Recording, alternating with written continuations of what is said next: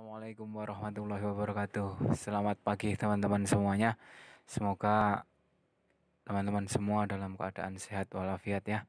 Dan tak lupa juga kita berdoa semoga wabah COVID-19 ini segera berlalu sehingga kita bisa memulai aktivitas sedia kala seperti hari-hari sebelumnya, ya kan? Eh, Seperti yang saya sampaikan beberapa minggu yang lalu ketika ujian mid semester, ketika itu saya mengatakan bahwa sesi setelah ujian mid semester ini adalah praktikum. Dan mengacu ke rencana pembelajaran semester RPS, kalau teman-teman bisa lihat, praktikum yang pertama itu adalah praktikum tabulasi data. Nah, di video ini saya akan menyampaikan semacam kuliah pengantar untuk praktikum tabulasi data tersebut. Jadi, semoga nantinya dengan video ini mempermudah teman-teman untuk memahami tentang bagaimana, apa, dan mengapa harus melakukan tabulasi data. Nah, tadi pagi saya sudah membagikan slide presentasi saya dan di video ini saya akan bahas slide presentasi saya yang sudah saya bagikan kepada ketua kelas masing-masing. Jadi saya harap ketika teman-teman menonton video ini, teman-teman membawa juga handout yang sudah saya bagikan itu. Jadi Anda melihat video ini sembari melihat handout yang saya bagikan. Jadi nanti saya mengatakan apa, nanti bisa dikonfirmasi di dalam handout tersebut. Outline dari presentasi ini saya akan bagi menjadi dua sub besar. Yang pertama kita akan melakukan review materi pertemuan sebelumnya terlebih dahulu. Kemudian setelah itu baru nanti kita masuk ke materi tabulasi data. Nah, di situ nanti kita bicarakan apa sih itu tabulasi data, prosesnya bagaimana dan mengapa itu harus dilakukan. Nah, itu akan dibahas di situ dan nanti step by stepnya pun nanti akan saya sampaikan juga. Itu. Nah, kita masuk ke tahap yang pertama yaitu review materi sebelumnya. Semoga teman-teman masih ingat tentang materi yang kita bahas beberapa minggu yang lalu ya. Jadi kalau teman-teman masih ingat, materi yang kita bahas minggu yang lalu itu berbicara soal pengukuran variabel. Di dalam pengukuran variabel ini kan berbicara soal teman-teman masih ingat bahwa disiplin ilmu statistika ini dipergunakan untuk mengolah sebuah data, termasuk di dalamnya menyajikan, kemudian nanti data yang tersaji itu kemudian nanti dianalisa, bahkan di tahap lebih lanjut data itu bisa kita gunakan untuk melakukan prediksi kemungkinan-kemungkinan yang terjadi di masa depan. Jadi lalu kan pertanyaannya bagaimana kita mendapatkan data gitu toh? Bagaimana kita mendapatkan data? Nah, data itu didapatkan dari sebuah variabel. Data itu didapatkan dari sebuah variabel. Jadi kita mengukur variabel itu, setelah variabel tersebut terukur, kemudian kita akan mendapatkan sebuah data gitu toh. Semoga teman-teman masih ingat. Akan tetapi masalahnya itu adalah ketika kita berhadapan dengan sebuah variabel yang mana variabel tersebut memiliki sifat yang sangat abstrak. Maksudnya gini. Maksudnya variabel tersebut sulit untuk diukur karena karena nggak terlihat itu. Taruh contoh misalkan yang mudah, misalkan kalau variabel tersebut adalah laba perusahaan, it's okay, gampang. Kita tinggal buka laporan keuangan, di situ oh ya laba perusahaannya kita lihat, di situ kita lihat laba perusahaannya berapa, kita masukkan dalam dalam dalam lembar kerja kita, tabulasi data, oh ya laba perusahaannya labanya 1 miliar tahun 2019 misalkan begitu. Atau misalkan kalau misalkan data tersebut adalah umur suami misalkan, mudah aja, tinggal kita lihat KTP suaminya, kemudian kita melakukan penelitian itu tahun berapa, ya tinggal dikurangkan hari ini dengan tahun lahir yang di KTP, itu kita dapat deh itu umur suami atau umur istri dan sebagainya. Itu mudah. Tapi ketika kita berhadapan dengan variabel-variabel yang bersifat abstrak, kita perlu menggunakan indikator-indikator untuk mengukurnya. Variabel-variabel yang bersifat abstrak itu contohnya kayak apa sih? Kayak misalkan loyalitas konsumen, kepuasan konsumen, brand awareness, kemudian rational motivation, dan lain sebagainya. Itu kalau misalkan di dalam bidang studi hukum keluarga Islam, misalkan kayak ketahanan keluarga misalkan. Nah, ini kan abstrak, sulit untuk diukur. Maka seperti yang saya katakan tadi, kita perlu sebuah indikator untuk mengukurnya. Indikator, mungkin teman-teman bertanya, indikator apa sih itu indikator? Nah, bisa dilihat di handout saya. Di situ saya mendefinisikan indikator ini adalah sebuah atribut yang bisa terlihat, yang kemudian kita tetapkan untuk mengukur variabel yang bersifat abstrak tadi. Taruh contoh misalkan, saya minggu yang lalu itu kan memberi contoh misalkan variabel yang bersifat abstrak ini, taruh contoh misalkan lari misalkan. Bagaimana cara mengukur lari? Ini kan sulit juga, ini juga abstrak juga. Kemudian bisa saja kita tetapkan sebuah indikator, misalkan untuk mengukur lari kita gunakan indikator orang yang berjalan dengan kecepatan lebih dari 10 km per jam. Nah, itu indikatornya. Jadi kalau nanti misalkan ada orang yang berjalan lebih dari 10 km per jam, oh ya itu berarti lari.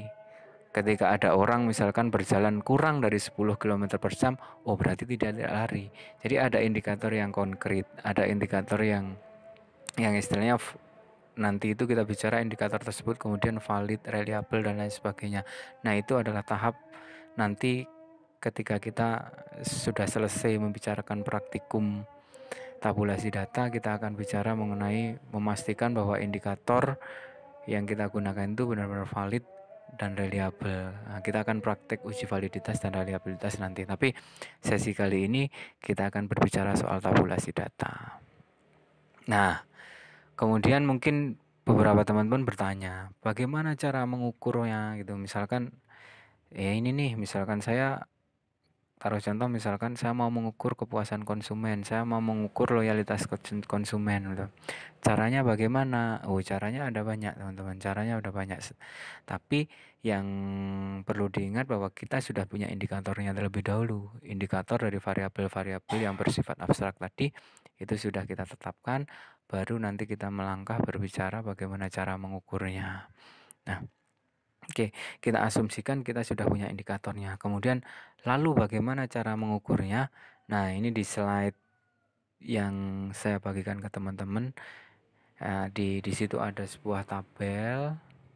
Di slide keberapa itu saya agak lupa. Kalau saya slide ke-6 ya, slide ke-6 di situ ada beberapa teknik pengukuran variabel. Misalkan kita mau melakukan pengamatan langsung misalkan. Dengan cara apa ya? Dengan cara wawancara kah? Observasi misalkan. Nah, kita akan mendapat datanya dari situ. Jadi ya perlu diingat lagi ya bahwa ini adalah teknik pengumpulan data. Berbeda dengan apa namanya?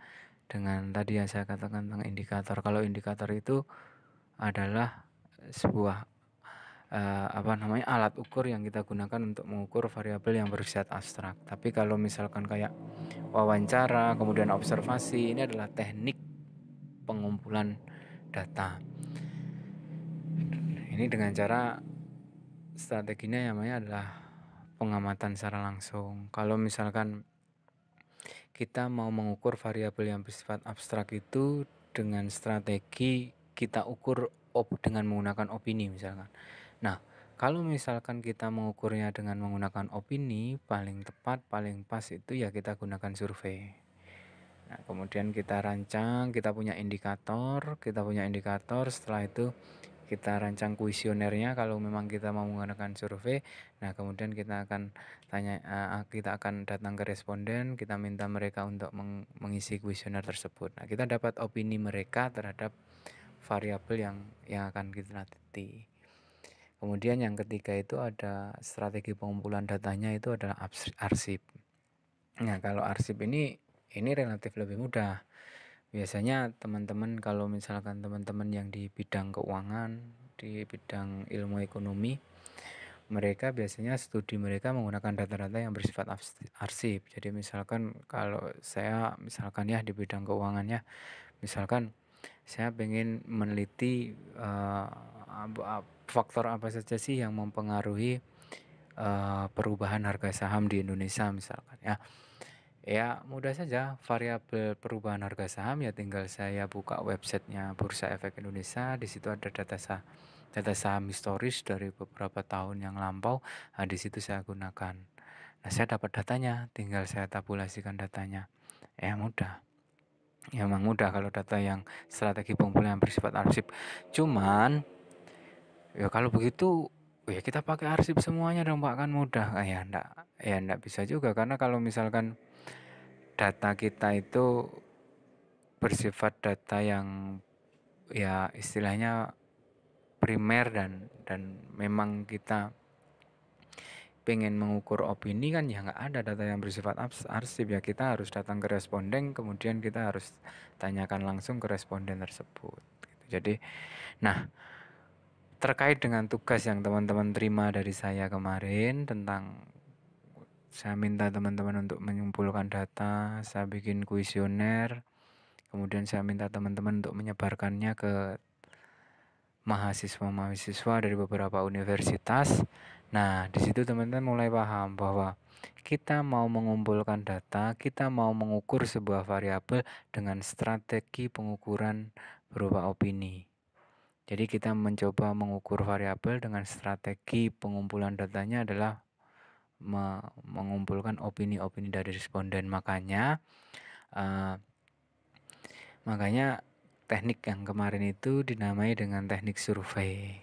Jadi teknik survei ada banyak macamnya, tapi khusus yang kemarin kita gunakan adalah online survei karena saya pikir lebih efisien dan mungkin lebih efektif ya, jadi lebih enak.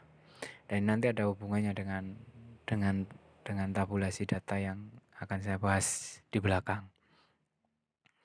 Kemudian selanjutnya, nah tadi saya katakan bahwa ketika kita putuskan bahwa kita strategi pengumpulan datanya kita gunakan opini, berarti kita harus menggunakan teknik survei untuk mengukurnya. Ketika kita menggunakan survei, berarti kita mesti menyusun kuesioner gitu.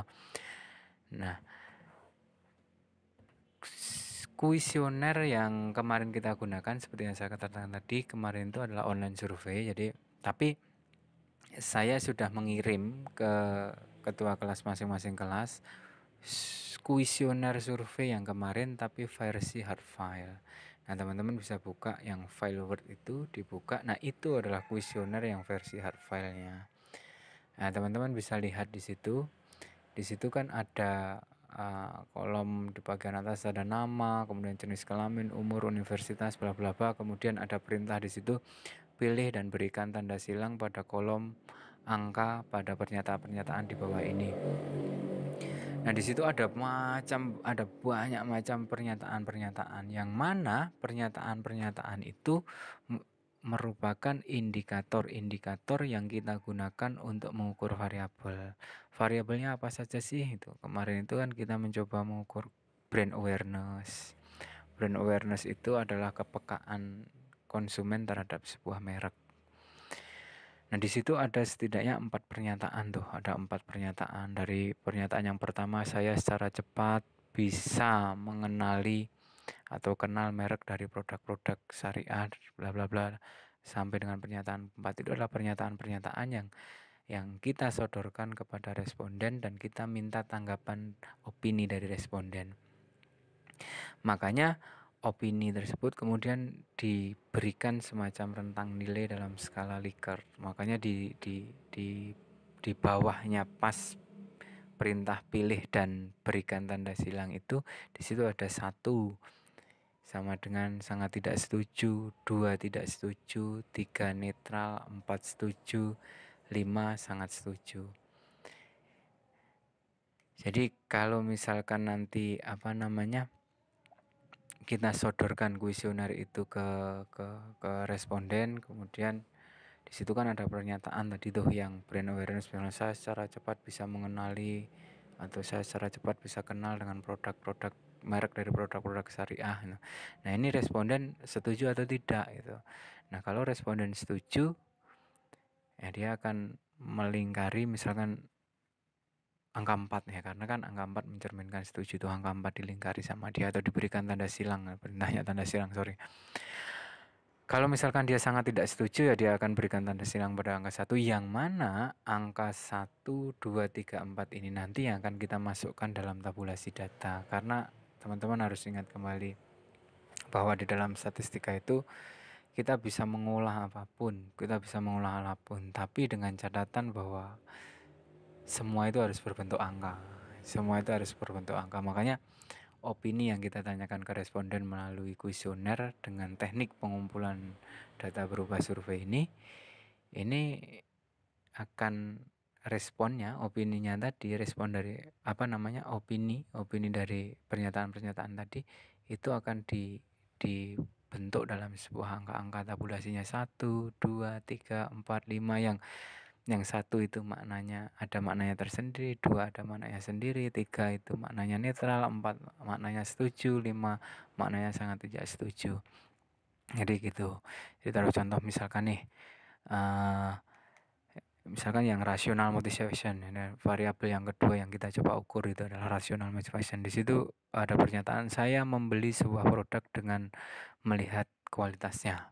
Nah, nanti responnya gimana? Kalau misalkan, oh iya, saya memang kalau misalkan membeli melihat kualitasnya, saya sangat setuju ini. Ya, nanti dilingkari itu sama responden angka 5 itu lingkari. Nah, nanti kemudian kita merekapnya, responden yang si A itu tadi menjawab seperti itu akan kita berikan angka 5 di indikator yang rational motivation, yang indikator yang pertama. Nah, kemudian indikator yang kedua, misalkan saya membeli sebuah produk dengan mempertimbangkan harga dari produk tersebut. Oh iya, saya sangat setuju dengan ini. Oh ya, berarti dia akan lingkari angka 5 dan nanti kita akan masukkan di tabulasi data kita itu untuk indikator yang kedua dari rational motivation itu si responden X tadi itu merespon sangat setuju, berarti kita kasih angka 5 ya, betul. Paham ya, saya pikir teman-teman. Jadi itu semoga teman-teman paham sampai sini.